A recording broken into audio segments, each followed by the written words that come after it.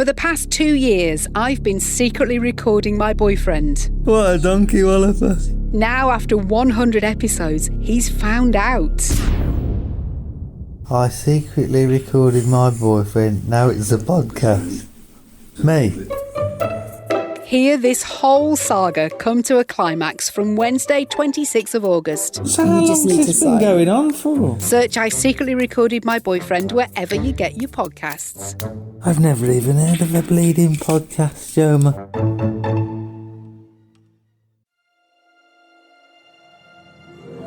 My name is Andy, and this is the most magical podcast on Earth. When I'm not on holiday at Walt Disney World, I'm planning a holiday to Disney. And when I'm not planning a holiday to Disney, I'm talking about Disney with other UK fans like me who make the trip to Orlando and the House of the Mouse. So if you too are mad about Mickey, then this is the podcast for you. Or maybe you're the Disney novice just thinking about or maybe planning your first ever trip to Walt Disney World, or maybe you're just living in Fantasyland.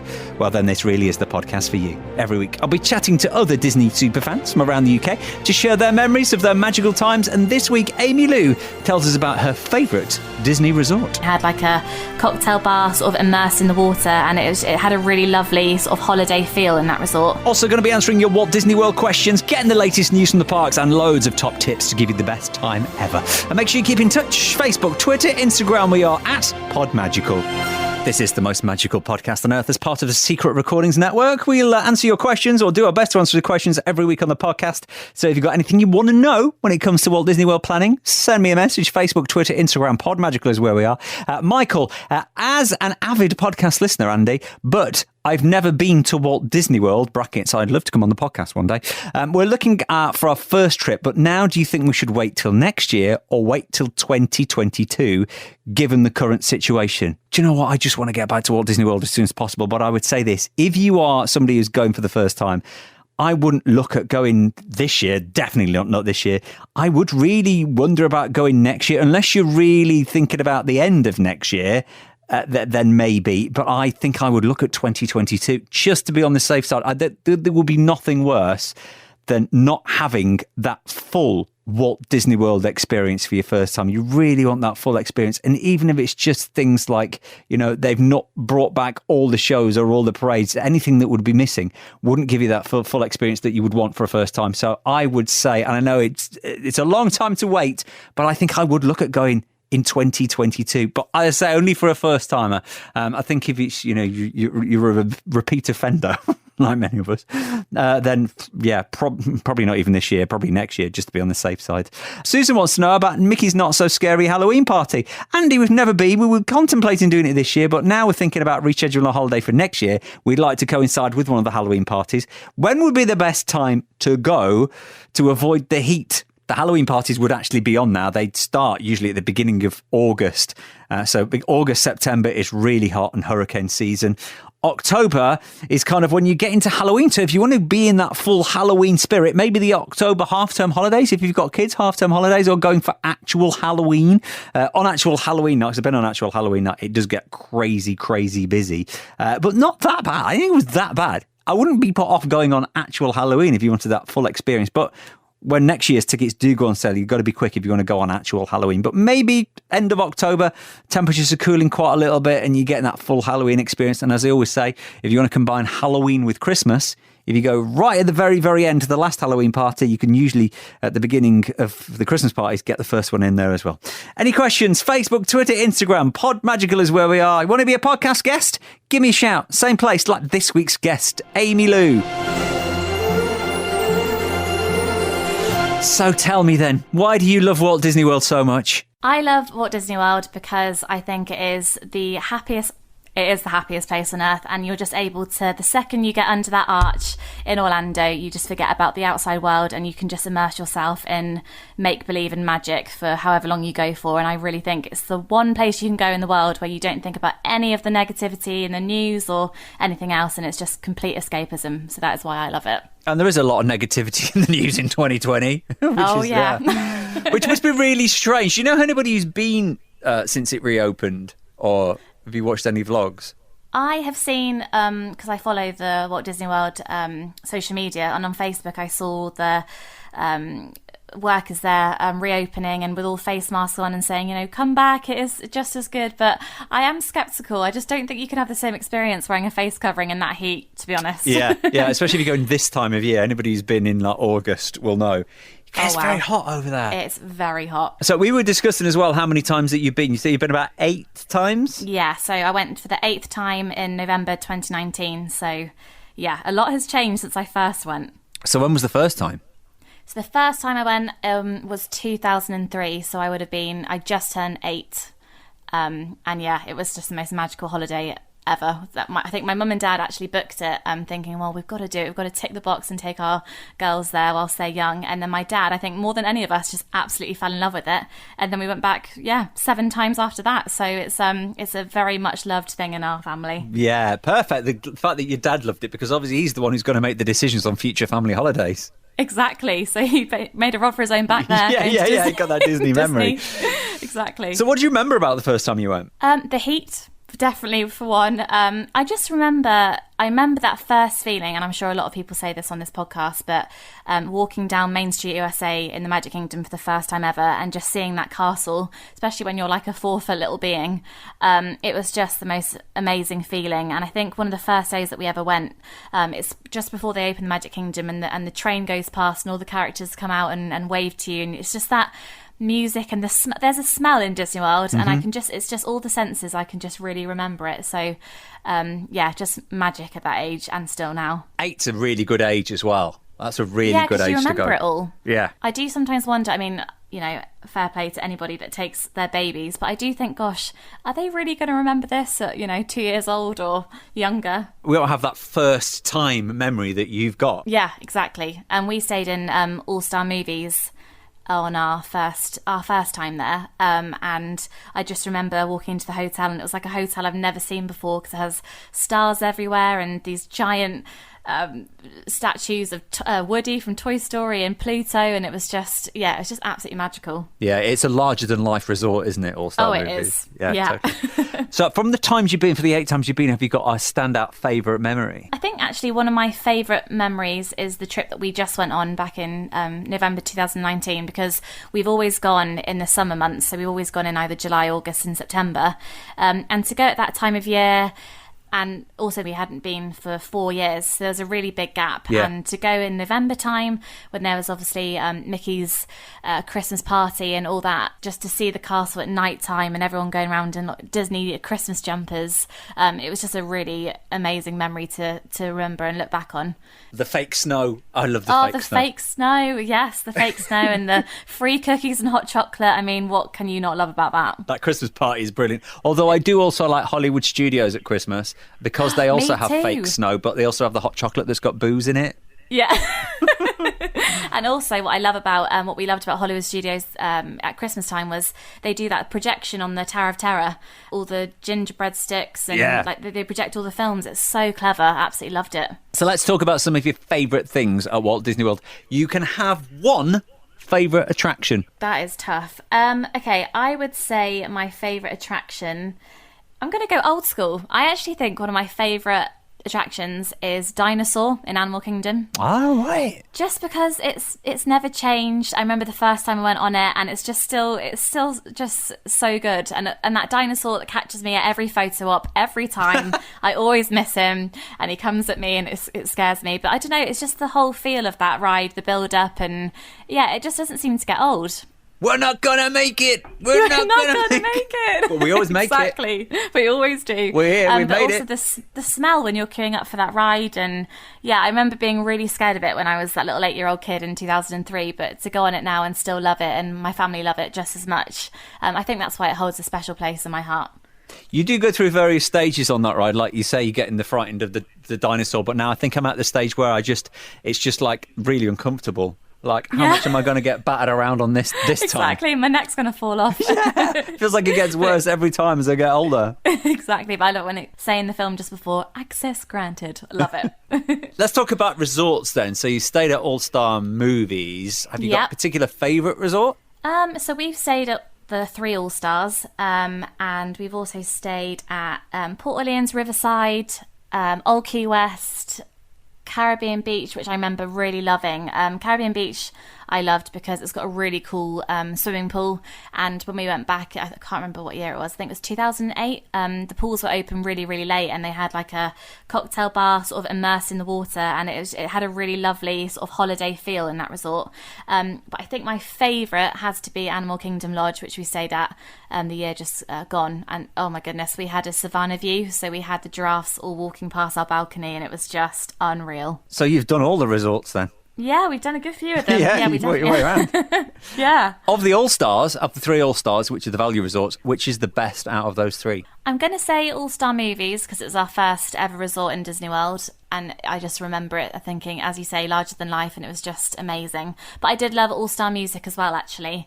Although my dad will argue it was up for renovation at the time, so he wasn't very happy with all the cranes and everything else around. But I think they're all brilliant, but All-Star Movies is definitely my favourite. That's the best one. Just in case anybody's currently thinking about staying there going, I don't know the difference between any of these. Although Sports is good because you don't have to wait so long on the transport. It's the first stop and first pickup. So if you're not feeling the buses, then maybe pick Sports. Go for the Sports, which I think is the cheapest of the 3, isn't it? There's not much difference between them. I think so. Just a little bit cheaper, yeah. Let's talk about food. Are you a bit of a Disney foodie? Oh my goodness. Do not give me one choice because that's not fair. Okay. It's too much good stuff. I'm going to ask you what your favourite restaurant is, but I mean, if you go off and list a few, then that's totally fine. Our favourite go-to as a family, I feel like we just always go there and you can't go wrong, is Planet Hollywood in Disney Springs. And I've always gone for the LA lasagna because it's just a lasagna that I've never had before. It's just unbelievable. And I love the atmosphere in that restaurant with the big projection and looking at all the movie stuff. Yeah. So what's in that lasagna then that makes it different to any normal lasagna? Well, it's rolled up, stood up, and it's in breadcrumbs. So it's kind of stood upwards rather than laying flat. And it's just very fancy, isn't it? Because it's Planet Hollywood. But I think new discovery-wise... it would have to... Oh, there's 3. Can I say 3? Okay, I'll tell you what. Let's do a quick break for the news. We'll do a quick news update. And then you can come back with your other top 3 Walt Disney World restaurants. A few little bits of news coming from us from Walt Disney World, Orlando, Florida. First up, there's a whole lot more Halloween merchandise for sale in the parks. I know, it's difficult. There's no Halloween parties. We can't really go to America at the minute to buy it, but some of it looks amazing. Some of the Spirit jerseys and the Halloween Crocs. Yeah, not only the Haunted Mansion Crocs that we mentioned last week, there's now Disney Halloween Crocs for sale. Also as well, there is a new way to get a restaurant reservation over at Walt Disney World. You can now check in for a walk-up reservation on the My Disney Experience app. So rather than being in the parks and going to the restaurant and going, have you got a table? Can we put on a standby list? You can actually now do that on the app. Meanwhile, because there are no nighttime spectaculars happening at Walt Disney World, as we mentioned a couple of weeks ago, over at Animal Kingdom, Rivers of Light isn't coming back. If you've seen some aerial projections of Hollywood Studios, you've seen that Fantasmic, the big lake where Fantasmic happens, has been drained at the minute. So hopefully they're just doing some routine maintenance work. Also, no nighttime spectacular at Magic Kingdom, but if you go to Walt Disney World, you can still watch Happily Ever After, the fireworks and projection show of the castle, because it's now streamed onto your TV in your resort room. So you can still go to Walt Disney World and watch the Magic Kingdom fireworks, but we can also watch that on YouTube. Interestingly, Happily Ever After might not be coming back, or it might be going away for a while, because it looks like there's a new nighttime spectacular being planned for Magic Kingdom. An application has been put in for construction work where the Magic Kingdom fireworks launch site is, which is actually behind the parks. I know you think that the fireworks come from behind the castle. It's actually quite a way back from behind Magic Kingdom. The permit has been labelled Project Nugget. Nugget, Gold Nugget, 50th anniversary next year. Maybe some new fireworks. We'll have to wait and see. Also, a little bit closer to home, something we can do to scratch our Walt Disney World itch while we can't go at the minute. Yes, we can talk about it every Friday on the podcast. We can share each other's memories. But also, coming very soon to Disney Plus is a brand new series all about Disney's Animal Kingdom. It's actually called The Magic of Disney's Animal Kingdom. It starts streaming on Disney Plus from September the 25th. Brand new series that showcases how they look after the 5,000 animals or so. Not just at Animal Kingdom, but Animal Kingdom Lodge and over at Epcot as well. So the Seas with Nemo and Friends is where you can see dolphins and manatees and things like that. So even though we can't go to Animal Kingdom, we can watch it and get some behind the scenes goss. So from the 25th of September, that's going to start streaming on Disney Plus. Any more news that's coming in between now and next Friday's podcast, we'll do the best to keep you updated. Check us out. Facebook, Twitter, Instagram, we are at PodMagical.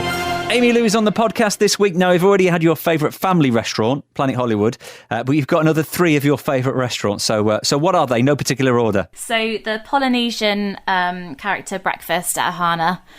With Lilo and Stitch. With Lilo and Stitch. I just thought the food there was so good, and all the refillable coffee and the tropical juice that they do. It was just a really lovely atmosphere in there.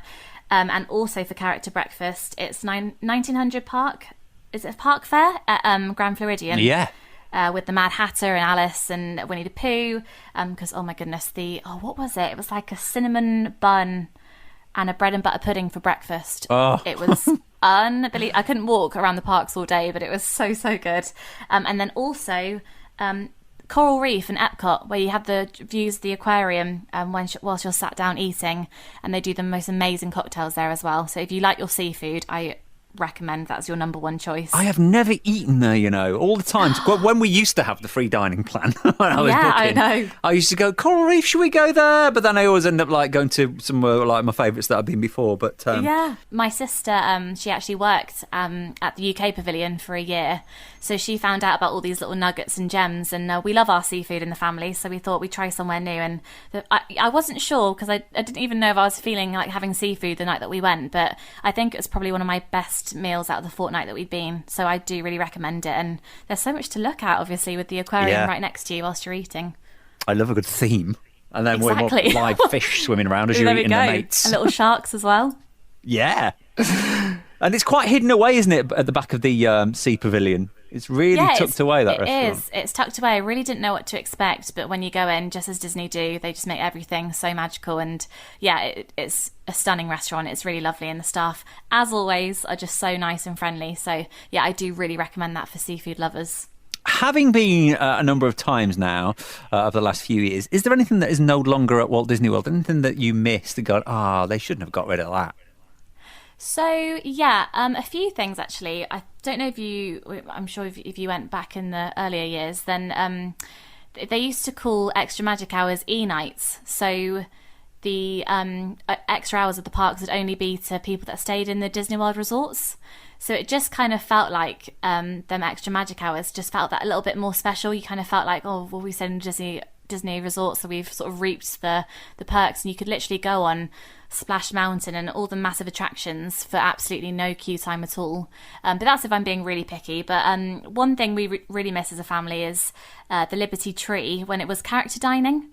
Because I think it's still very much the same restaurant and the same vibe, same food, but it used to have a lovely character dining element to it, which isn't there anymore.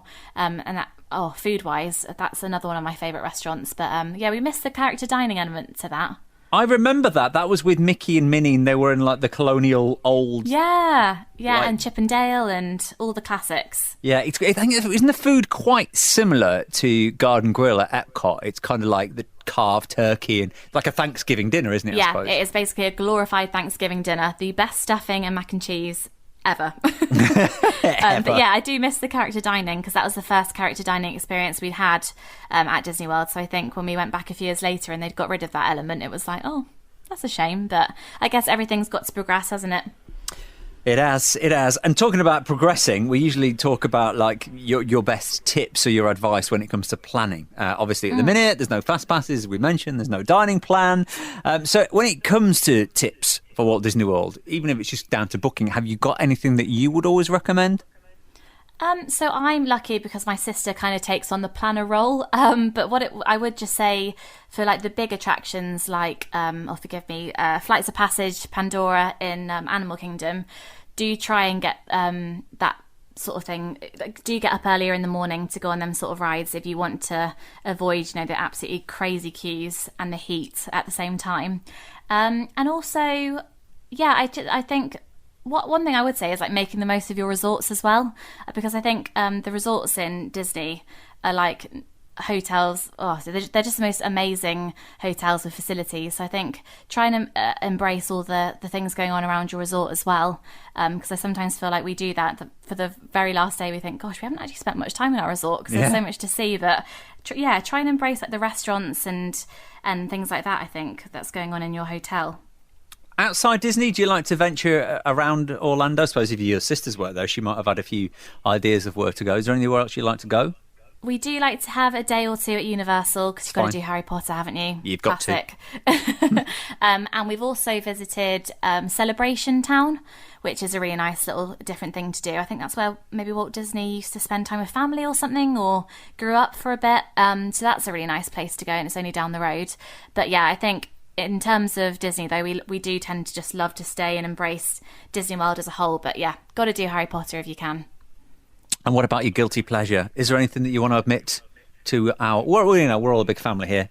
We're all Walt Disney World fans. Is there anything you go, yeah, I really love that, actually? And a lot of people think it's really naff, but I love it. Oh, that is such a good question. What is naff that I love? I mean, it could be walking around wearing ears, or you might have, Mickey Mouse crocs. You have to wear ears. Oh, I have so many pairs of ears that I'm going to pass down to my children one day, because I actually hang them off my curtains at the moment because there's nowhere to put them.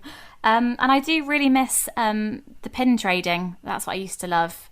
I don't think it's as big a thing anymore. That I don't know if I've completely misread that, but I used to love collecting pins and trading them with others. Yeah, I think it's still a big thing, actually, the pin trading, although in the current situation I think it's down to like an hour a day or something. Yeah, it's gone underground. I didn't see much of it last year when we went, but maybe that was just me not spotting it. But guilty pleasure, I'd have to say as well, you can't go wrong with the Mickey ears ice cream, with the dark chocolate one. Mm-hmm.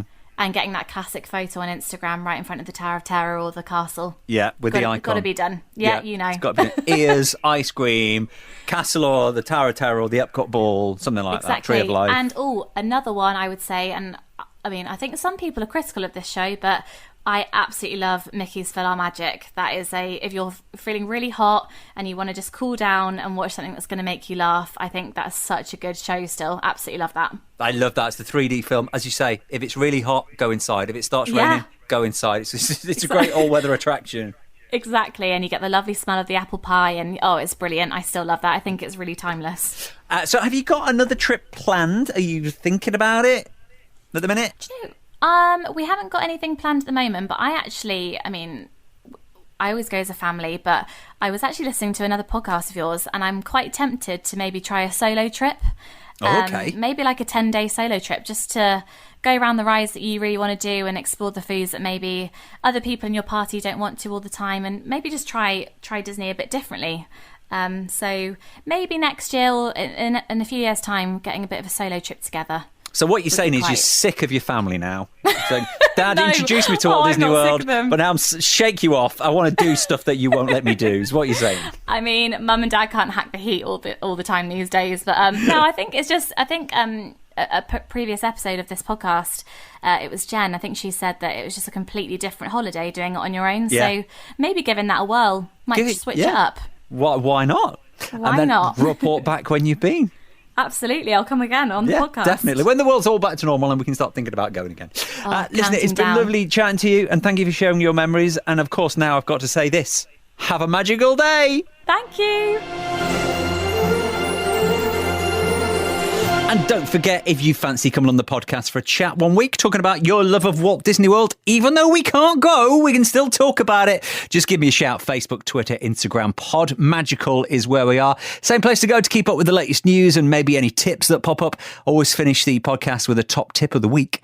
Andy's top tip of the week this week, when we go back to Walt Disney World, we're always talking about spending more time at the resorts. Here's one thing you can do. Maybe you're not having a park day, or maybe you could do this at the resort you're staying at. Hidden Mickey scavenger hunts. A lot of the hotels have got hidden Mickeys everywhere, and some of them will send you on a scavenger hunt. I know Animal Kingdom Lodge does this. I know Wilderness Lodge does this. I think Boardwalk have got it as well. So if you just ask at front desk or ask at concierge, say, I'm interested in doing the scavenger hunt, the hidden Mickey scavenger hunt, doesn't cost you anything, could keep you occupied for a couple of hours and make you explore a little bit more of the depths of some of the resorts, looking for those hidden Mickeys. So check out hidden Mickey scavenger hunts in some of the Walt Disney World resorts. That's this week's top tip of the week this week.